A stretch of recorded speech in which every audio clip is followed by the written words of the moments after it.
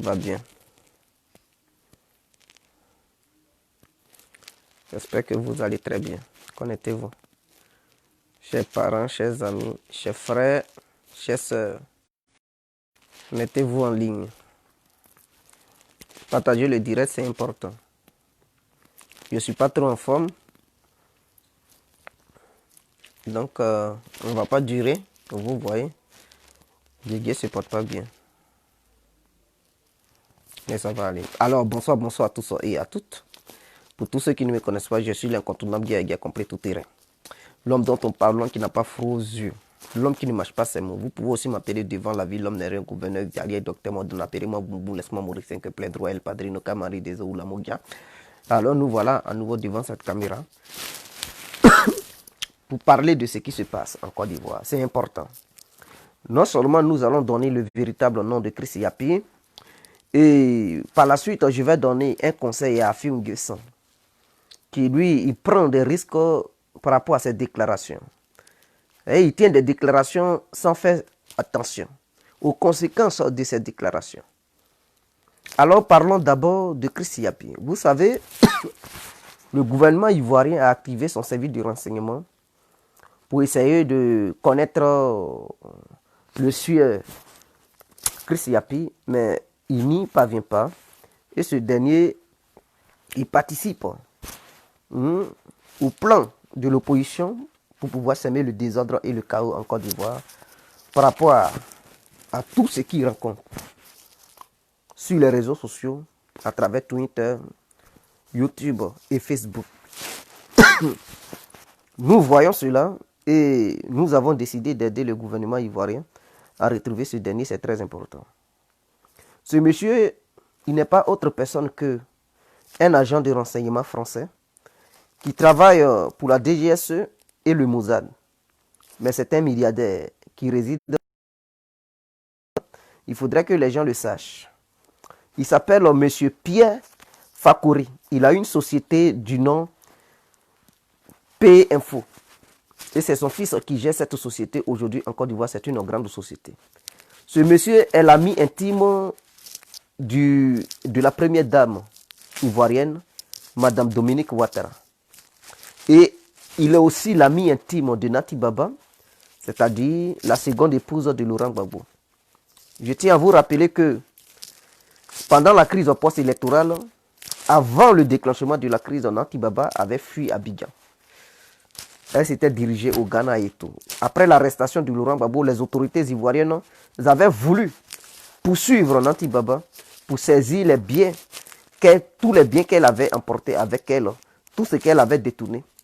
C'est ce monsieur Pierre Fakouri qui a pris un avocat sophistiqué parce qu'il connaît bien le domaine des avocats et tout.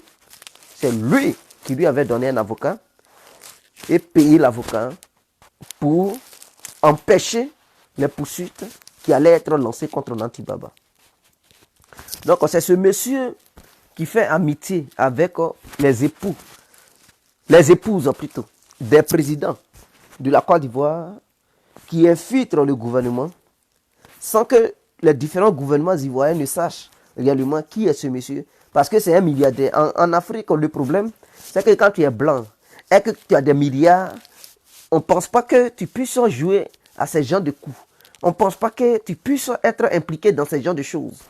Et vous savez, souvent, certaines femmes, elles parlent beaucoup. Tout ce qui se passe, elles vont rencontrer ça au monsieur. Parce qu'elles font confiance au monsieur. Elles font du business avec le monsieur, qui lui-même est milliardaire et tout. Mais elles ne savent pas que ce monsieur est impliqué dans un renseignement extérieur. Et donc, qui est au sein du gouvernement, qui est ami avec les ministres, la première dame et tout. Qui leur tire la langue et en retour, qui transmet ses messages de l'autre côté, à Paris, qui transmet ses messages au truc. Donc, il a des appareils pour ne pas qu'on puisse détecter tout ce qu'il fait, pour ne pas qu'on puisse savoir la traçabilité des mails qu'il envoie. Et il travaille pour le gouvernement israélien. Donc, il fait un double travail. Ce n'est pas lui-même qui s'est dévoilé, parce que personne même ne sait autour de ceux-mêmes avec qui il est ami. Mais ses propres femmes ne savent pas qu'il est impliqué dans ce genre de truc. Ce monsieur, il a des amis et ce sont certains de ses amis qui l'ont dévoilé pour dire il travaille avec lui. Il travaille avec lui et donc ce monsieur, il travaille pour la France et il travaille pour Israël. Et vous constaterez que la Côte d'Ivoire est aidée par Israël dans le domaine du renseignement. La Côte d'Ivoire est aidée par la France dans le domaine du renseignement. Or pourtant, ceux mêmes qui devraient livrer toute information à l'État ivoirien, qui devraient aider à la Côte d'Ivoire pour mettre la main sur ces gens-là, ceux-là même, ils travaillent pour l'État israélien, ils travaillent même pour la France. Et donc, la France en aucun cas ne peut le dévoiler, Israël ne peut le dévoiler. Et donc, vous constaterez que avec les appareils sophistiqués d'Israël qui aident dans la Côte d'Ivoire, avez-vous déjà vu l'État israélien aider l'État ivoirien à savoir qui est Chris Yapi? Jamais. Avez-vous déjà vu l'État français aider l'État ivoirien pour démasquer Chris Yapi? Jamais. Parce que c'est leur propre pion et ils travaillent pour eux. Ce n'est pas aujourd'hui qu'il le fait. Ce monsieur, il a travaillé avec tous les présidents ivoiriens qui viennent au pouvoir. C'est-à-dire, dès qu'un président ivoirien vient au pouvoir, il s'approche de lui pour faire amitié avec lui. Il fait amitié avec lui tout simplement pour avoir toute information, pour transmettre ça. Parce que vous savez, les micros et tout, technologie est développée, mais il faut le renseignement humain. Et donc, le renseignement humain rentre dans ce cadre. Et ce n'est pas n'importe qui, ce n'est pas un petit vagabond pour le soupçonner, pour dire non, non, c'est un milliardaire, il est en face de toi. Est-ce que tu peux penser que ce dernier, il peut être impliqué dans ce genre de choses? Quand toi-même tu le vois, tu le respectes. Tu te baisses pour dire patron. Mais lui que tu appelles patron là, c'est lui-même le vrai traite. Tu lui expliques tout et lui il balance. Donc voici dans quoi on est. La Côte d'Ivoire ne pourra jamais, si je ne dévoilais pas son nom, la Côte d'Ivoire ne pouvait jamais le soupçonner pour dire non, celui-là c'est un traite. Toujours, ils allaient penser que c'est un grand homme d'affaires, il a des sociétés en Côte d'Ivoire, il fait du business et tout, donc ils ne vont jamais le soupçonner. Oh, pourtant, c'est lui-même le vrai danger. C'est lui-même le vrai danger. Quelque chose à Alassane, quand il vient à l'Élysée, ce qu'il fait, Chris Yapi au courant. Donc, voilà un peu ce que je tenais à dire. Donc, à partir d'aujourd'hui, vous savez qui est Chris Yapi. Ne cherchez plus ailleurs. C'est ce monsieur. Mais est-ce que l'État ivoirien a réellement le courage d'aller contre ce monsieur? Voilà la question. Parce que ce n'est pas n'importe qui. C'est un homme d'affaires. Il est protégé par les grandes puissances. Et donc, ça ne sera pas facile pour le gouvernement ivoirien d'aller contre ce monsieur. Ce n'est pas un petit voyou. Non, non, non. C'est un homme qui est fort. C'est un lobby. C'est un homme puissant. Voilà, qui fait partie des grands. Voilà, qui est respecté en Côte d'Ivoire. Donc, l'État ivoirien aura du mal à l'accuser. L'État ivoirien aura du mal à s'apprendre à lui. Donc, tant que l'État ivoirien n'aura pas l'audace et le culot de s'apprendre à lui, mais Chris Yapi continuera sa petite danse et son petit malin sur les réseaux sociaux. Et les gens, on va minimiser ce qu'il fait et ça va contribuer à la guerre que les opposants. Donc, c'est le moment c'est le moment de passer à l'acte, c'est le moment d'arrêter ce monsieur, c'est-à-dire empêcher ce monsieur ou lui demander tout simplement de quitter la Côte d'Ivoire pour éviter une crise interethnique dans notre pays, parce que les gens de l'opposition ne prient pas cela. Et si nous ne prenons pas les décisions, on risque de subir les conséquences. Voilà, il ne faut jamais minimiser l'adversaire, il ne faut jamais ignorer les plans de l'adversaire. Ne nous disons pas que nous sommes très forts et donc tout ce qu'ils font, toutes les déclarations qu'ils tiennent, c'est du blabla. Non, on doit prendre ça au sérieux. Voilà, et avec précaution. C'est très important. Concernant Afi N'Guessan, j'aimerais lui donner des conseils. Monsieur le Premier ministre Afi et Monsieur le Président du FPI, j'aimerais m'adresser à vous par rapport à vos déclarations que vous faites dans ces temps-ci. Vous savez, Soro Guillaume veut faire son insurrection. Soro Guillaume et Henri Konan Bédié, ils préparent leurs bêtises pour endeuiller encore le peuple. Ils veulent déstabiliser notre État.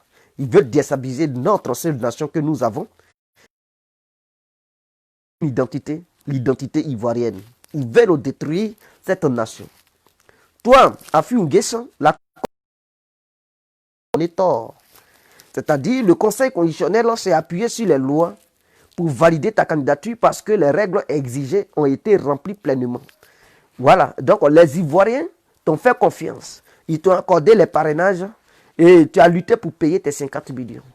Tout ce qui était exigé, tu as exécuté ça. Ta candidature. Alors, en tant que candidat honnête, il fallait aller jusqu'au bout pour honorer ceux qui ont eu confiance en toi. Ceux qui t'ont encouragé à être candidat. Ceux qui sont derrière toi, il fallait aller jusqu'au bout. Leur courage et leur bravoure pour cet affichage et ce soutien qu'ils t'ont accordé. Maintenant, tu désistes. Tu as fui le vrai combat pour lequel tes militants te suivent, pour lequel tu fais cotiser tes militants et tout. Chaque mois, ils payent pour qu'ils puissent voir affi un jour briguer la magistrature suprême. Tu leur frises les poches. Tu leur arraches une partie de leur salaire. D'autres ne travaillent pas, mais ils se battent pour payer leurs cotisations mensuelles. Monsieur Affi N'Guessan, tu es en erreur. Mais ce qui est pire, Soro Diom, il tient ses discours loin des frontières ivoiriennes. Soro Diom menace la Côte d'Ivoire. Bédio aussi, il complote avec Soro Diom pour déstabiliser la Côte d'Ivoire. Affi N'Guessan, tu connais normalement les conséquences d'une prison. Tu sais ce que c'est que pomper. Tu sais ce que c'est que être en prison. Tu sais ce que c'est que être absent politiquement. Soro Diom, il n'a jamais connu de prison. Je ne parle pas de la maca qui fait au moins une semaine après, il est libre. Je ne parle pas de la chambre, ou bien des chambres de maca qu'il occupe pendant une semaine dans les années 90 et après on le libère. C'est pas ça une prison. Il n'a jamais goûté à une prison, Soro Diom. Une prison où il va taper au moins 2 ans, 3 ans, 4 ans, 5 ans pour être isolé, loin de ses parents, loin de tous ses amis et loin de ses biens matériels et tout. Il n'a jamais subi une telle prison. Donc, il ne connaît pas ce que c'est qu'une prison. Il ne connaît pas les conséquences d'une prison. Voilà pourquoi il tient ses discours guerriers. Toi, de cette... en tenant des discours menaçants, en disant que le 10 octobre, il y aura un tsunami. Et ce tsunami va nettoyer le pays. Ce tsunami va permettre aux Ivoiriens de chasser Alassane Ouattara. Mais de quel Ivoirien parles-tu? Je suis Ivoirien. Ma vision, ce n'est pas de nettoyer Alassane Ouattara. Donc, il faut plutôt dire qu'il y a des individus mal intentionnés au sein de la population ivoirienne qui possèdent plutôt ces gens d'idées, ces gens de mentalité. Et donc, vous préparez un coup. Mais tu fais un faux chemin, M. Affi N'Guessan. Parce que Soro Diom, de la manière dont tu t'affiches demain, il peut mettre les responsabilités sur ton dos. Parce qu'il adore bien ça. Il adore se cacher derrière les gens pour mener des coups sournois. C'est-à-dire, crée un désordre là-bas. Demain, quand il le dit, pas moi qui avait tenu ces genres de discours. Dieu est là et que lui, Soro Diom, il n'avait jamais menacé le gouvernement ivoirien que le 10 octobre, quelque chose allait se passer. Et que c'était Affi qui avait menacé. Tu sais, Affi N'Guessan sont trimballés dans des sales draps. C'est-à-dire, dans les années 2002, c'est comme suite à la mort de Guy Robert. Et tout le monde a dit que Affi N'Guessan savait quelque chose dans la mort de Guy Robert. Parce que tu avais dit dans l'une de tes interviews que Gueye partait à la RTI et vous l'avez neutralisé. Ce qui veut dire que tu en sais quelque chose. Pendant ce temps, vous étiez nombreux au sein du gouvernement de Gbagbo. Personne d'autre n'a parlé de ça. Mais il a fallu Affi N'Guessan pour tenir ce genre de discours. Et donc, tout le monde met sur le dos la mort de Gueye Robert. Tout le monde met sur le dos d'Affi la mort de Gueye Robert. C'est ce qui se répète encore. Vous savez, le passé, c'est le passé. Le passé devrait te permettre, ou bien devrait vous permettre de vous assagir. Vous devriez savoir calculer vos propos que vous tenez en public.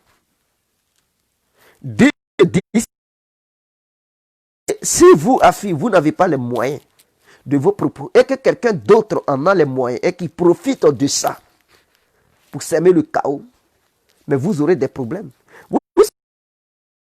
élastique. Les propos que vous avez tenus là, si un pouvoir est très mauvais et que le pouvoir veut vous faire du mal, c'est-à-dire, vous n'avez jamais vu des politiciens. Le politicien là, c'est l'art du roubladisme. C'est l'art de la tromperie. Et c'est l'appréciation de la scène hein,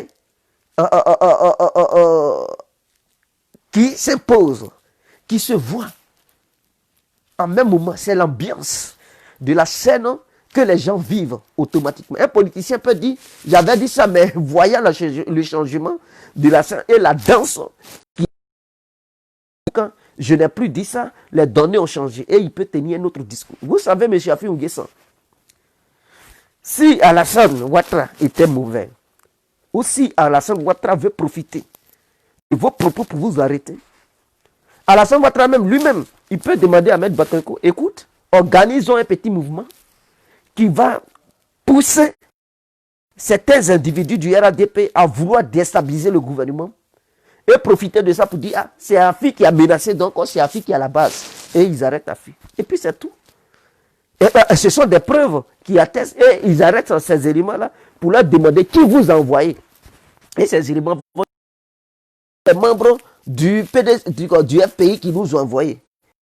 Le parrain, ils vont dire, ah, Afi a envoyé tant, c'est eux qui nous ont donné de l'argent. Et puis, affaire d'ail, c'est-à-dire, ce sont des preuves, puisqu'il y a des témoins oculaires, ils s'appuient sur ces gens-là pour vous arrêter. Je trouve à la Maka. C'est-à-dire, si Alassane était mauvais, il allait le faire. Vous comprenez? Voilà pourquoi en politique, il ne faut pas tenir ces genres de langage, il ne faut pas tenir ces genres de propos. Non, on va faire ça, on va faire ça. Mais en tenant ces genres de propos, si le pouvoir en place qui est là te voit comme un élément dangereux, peut organiser lui-même ces genres de choses et par la suite on t'accuse d'être à la base de ça. En ce moment-là, tu es prise en flagrant délit. On t'arrête, on te conduit à la Maka, tu vas aller continuer des pompes. Ou bien on t'accompagne dans une résidence surveillée pour au moins 2 ans pour te redresser politiquement parlant, à ce que désormais tu puisses tenir ta langue en bride. Comme ça, on va te redresser. Tu vas être sage, tu vas t'assagir. Soro Diom qui menace là, il n'a jamais donné de date précise. C'est toi, fille, qui sort, tu dis, oh pourtant les membres du pays ne te veulent pas. Hein, des gens, ils t'excluent. Des gens te combattent. Des gens ne veulent même pas te voir. Ils ne veulent pas voir ton crâne. Mais tu prends un engagement qui peut coûter cher à ton parti politique. Parce que même, tu sais, même toi, fille, ben, je vais tutoyer Afi parce que il veut être président et président. Donc, tous les chefs des partis politiques, on les considère comme des parents. Donc, on ne peut pas vous voyer un parent, on tutoie un parent. Donc, c'est en ce sens que je le tutoie. Donc, on ne voit pas ça en tant que signe de manque de respect. Voilà, parce que des gens vont dire, hey, est-ce que c'est ton ami, tu le tutoies? Je le tutoie parce que je le considère comme le père, voilà, de plusieurs Ivoiriens. Alassane Ouattara même, on peut le tutoyer parce qu'il est le père de tous les Ivoiriens, puisqu'il dirige. Laurent Gbagbo, on peut le tutoyer parce que ça. Bédi, on peut le tutoyer parce que ça. Nous les considérons tous comme les parents. Je les vois. Donc, Afi même, il le sait très bien. Il sait que les Gons ne l'aiment pas. Les Gons ne l'aiment pas. Et en Côte d'Ivoire, là, nous ne cautionnons pas le désordre. Il est au courant et il est bel et bien conscient qu'avec Alassane Ouattara, ça ne joue pas.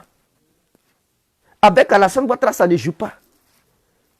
Mais les gars sont capables de manipuler certains Ivoiriens en leur donnant de l'argent pour dire, écoutez, nous sommes des gens venant du camp Afi. On vous donne 5 millions, allez-y, s'aimer le désordre dans le but de vouloir faire du mal à Alassane Ouattara. Si on vous demande, s'il vous arrête, il vous demande, dites que c'est Afi qui but de pousser, vous arrêtez, vous foutre à la Maka. Comme ça, ils vont récupérer les militants du pays qui traînaient avec Afi Nguessan depuis longtemps, avant même la sortie de Laurent Gbagbo. Ces militants-là, ils vont les recruter pour les ramener dans le giron des Gors, pour leur montrer que leur seul leader, c'est Gbagbo.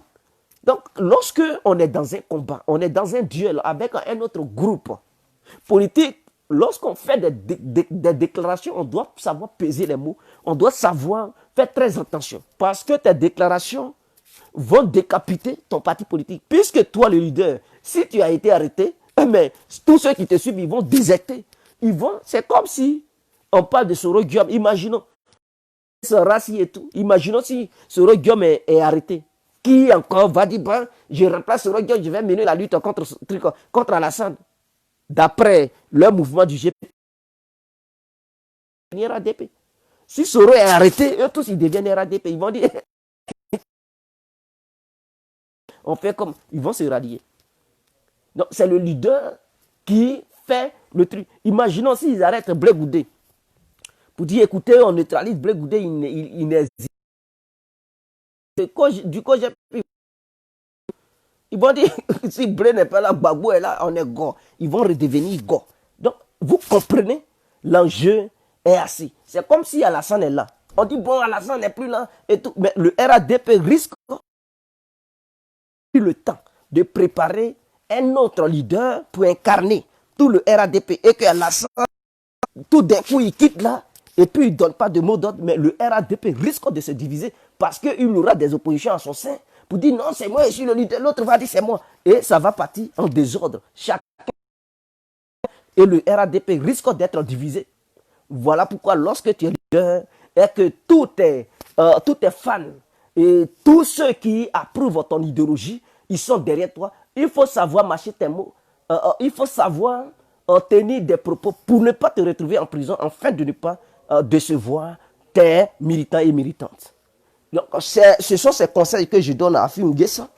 Il doit réfléchir, il doit cogiter sur ça. Si il ne veut pas voir son petit FPI disparaître, qu'il revoie sa copie. Il faut plus, il va faire ce genre de déclaration. Ce n'est pas une peur. Je n'ai pas peur. Mais je n'ai pas peur parce que rien ne m'inquiète. Je sais que le pays est gouverné, le pays est surveillé. Toutes leurs menaces ne peuvent pas aboutir. Mais c'est sa propre personne qui me fait mal. C'est-à-dire,